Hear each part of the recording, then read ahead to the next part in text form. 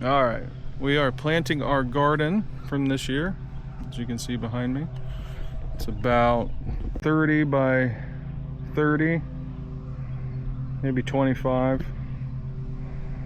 And then we got all these seeds that we've started in a paper towel. We got some live plants over here, peppers and tomatoes.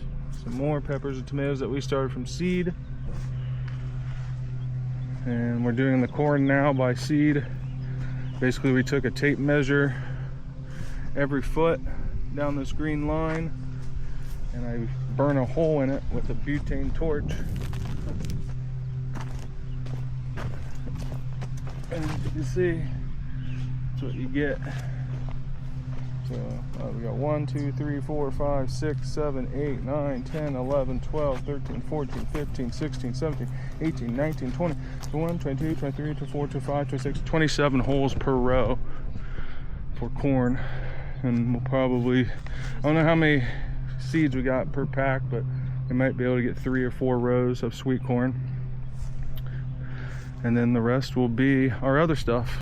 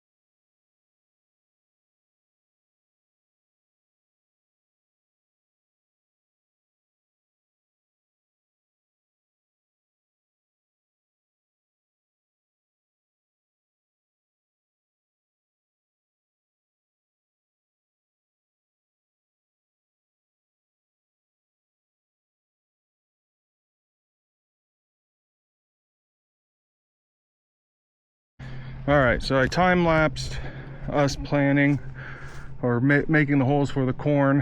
That freaking torch, if I had to do it different, I would. It started acting weird.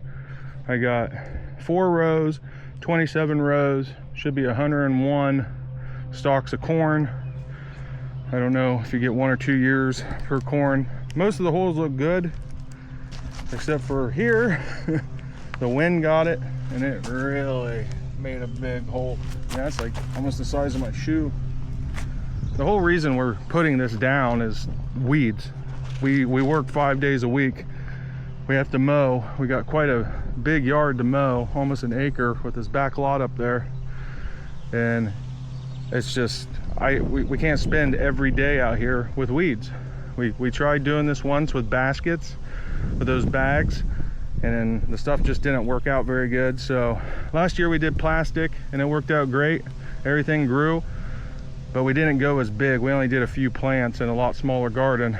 This year I tilled this. I rented a Bobcat with a tiller attachment, went over it, and then went over it again with a Mantis, which is a 2-cycle, to get it real fluffed up. Then we put this over it, and we've had this plastic over it now for a couple weeks until the last frost. And now we got our plants and we're putting it in. This is the 23rd of May. And yeah, hoping to work out. Definitely costly. Each row, each one of these rolls, I had 3 rolls of this. They were 100-foot rolls. They were $85 a roll, which I was able to use. This ain't 100 foot. This is only probably about 25, 30 feet. And we used the rest of it on a front bank for a flower bed. But just the cost of everything is so expensive, it's insane. I'm hoping one day to get this tillable to where we don't have the weeds, maybe lime it and all that good stuff. But here's some of the plants that we're going to put in. We got watermelon is one, which I don't think will grow, but wife wants to do it. We're going to put sunflowers, big giant head sunflowers, all around the perimeter of the garden. Then we got cucumbers, bunch of peas. We got cantaloupe, which won't grow, green zucchini, green beans, more green beans, cucumbers, yellow squash, and then obviously, like I said, we got tomatoes and peppers, jalapenos, habaneros, sweet peppers, green bell peppers. Oh, and this, we have eggshells. So where we work, my wife, she makes breakfast for the company every week, and we had seen where putting eggshells in your garden will help the plants. So she saved all the eggshells for a couple months and then brought them home, and we baked them in the oven till they got hard, and then put them in a food processor down to fine powder.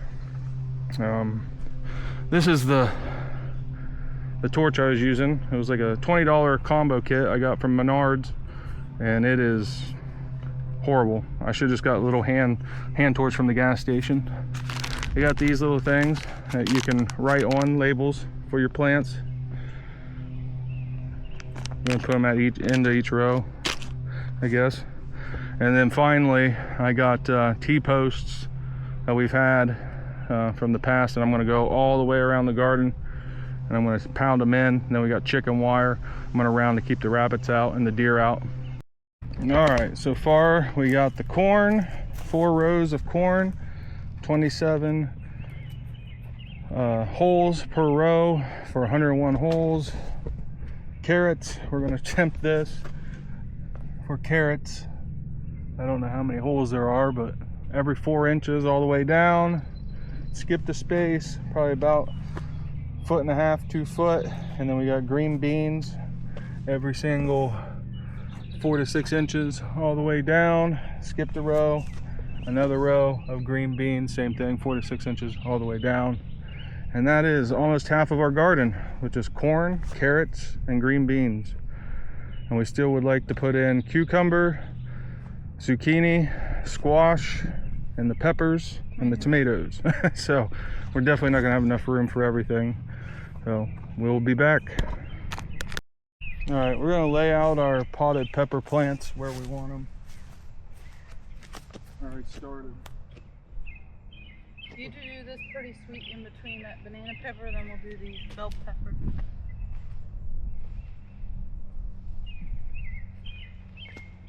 Just hand me one at a time. What's this? Bell pepper. These next 3 are bell peppers. And then we got the habanero down here.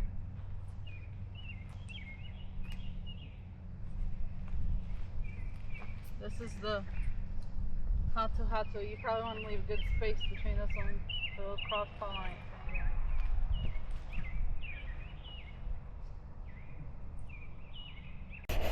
So we got our peppers lined out.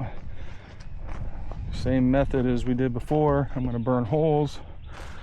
It said to do 18 inches apart, which is about right. You got jalapeno, sweet pepper. I think that's a sweet pepper. This is one that we started from seed in our basement. We bought the other ones because I was afraid the seeds wasn't going to take off. There's a green bell pepper, and then a habanero plant.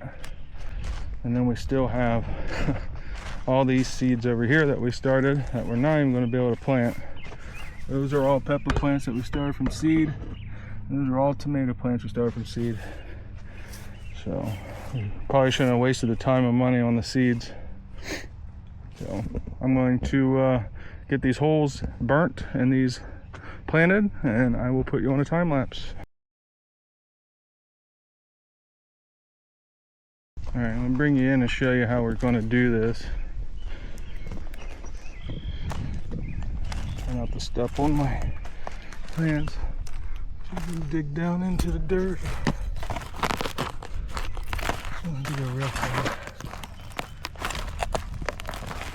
That's probably good. And then just a little bit of eggshells down the hole there. They say it's good for calcium for the plant. A whole bunch of eggshells. Stuff that down in there.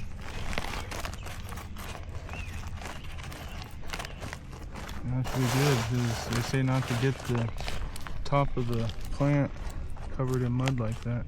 No? Nope. Just a little bit. Down and under and around it. I don't want it up on top.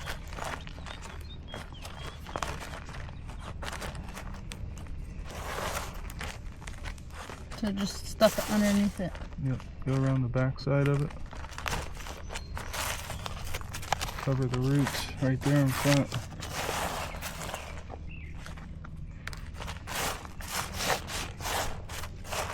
Good enough. That's one plant. Got all of these to go.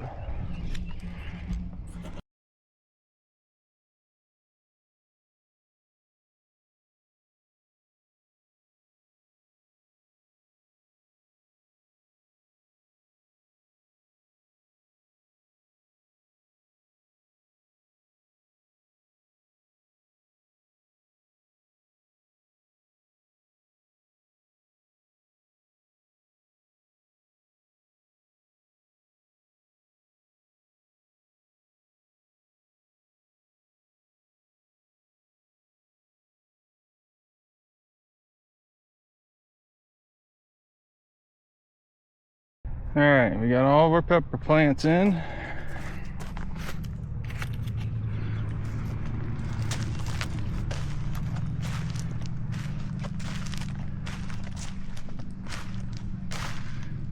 And the habanero. I can't wait to try that thing.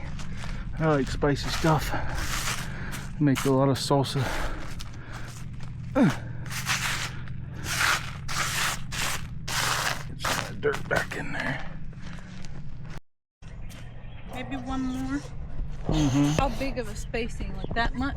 I don't know. Let's read on the package and see what it says. That seems about right.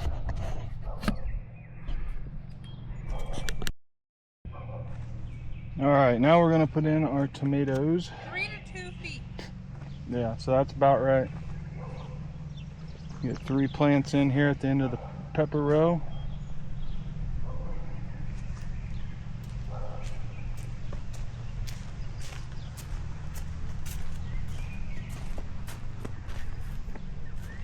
We can move that one further down this way.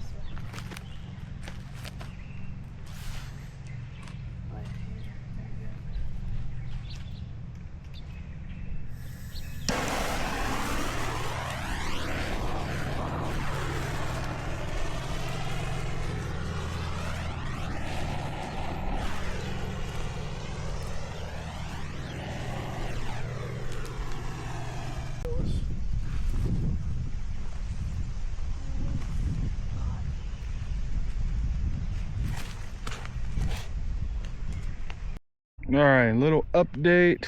We got in all of our tomatoes. You can see tomatoes, all the peppers.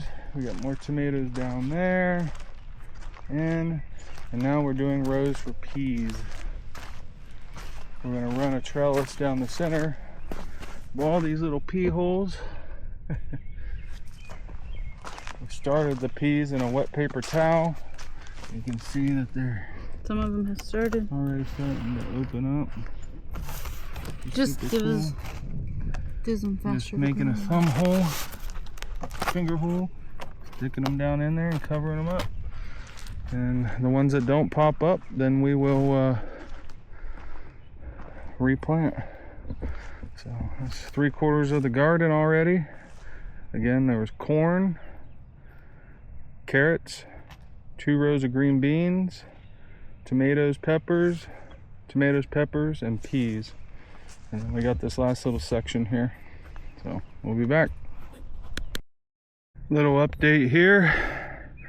We got all of our zucchini and squash, yellow squash, green zucchini, 6 plants down the middle. There's nothing over here. You know, tomato, 2 rows of peas down there. Squash, zucchini, nothing, because this plant gets so big. Then over here we're doing our cucumbers all along the edge, and then I'm putting in all these T-posts around the perimeter garden, and we'll have the cucumbers hopefully grow up the side of the chicken wire that we got Here's how I did the T-post. I put in a string line along the edge down here to get these straight as an arrow, or as straight as I could get them, and pounded them in with the T-post pounder. Luckily the ground isn't too hard. About 3 or 4 good whacks and it's in there as good as what we can get it. This thing is heavy. And I will do that all the way around, and then we got chicken wire and we will put that up, and then we are done. Wait for it to grow.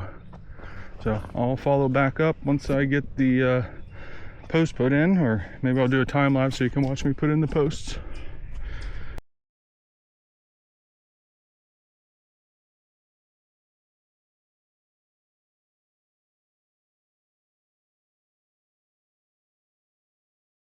All right, next to last update. I got distracted. My neighbor came over to see what we were doing, but I got all these T-posts put in, hand drove them, so I'm out of breath. Putting some more fabric stakes in, because with the holes in the tarp or in the fabric, the wind will get under there and it will lift it up, and oh, that's the last thing you want. Never go light when you're staking. But I'm super happy. Again, corn, carrots, green beans, peppers, tomatoes, more tomatoes. Then we got green squash, yellow squash, and then this whole row is nothing but cucumbers. And we're gonna run those up the side of the chicken wire here, and it will all ming together and be good. So I'm gonna get this chicken wire up, and then I will come back and I will update you with more info. Thanks. That's officially it. We got her up.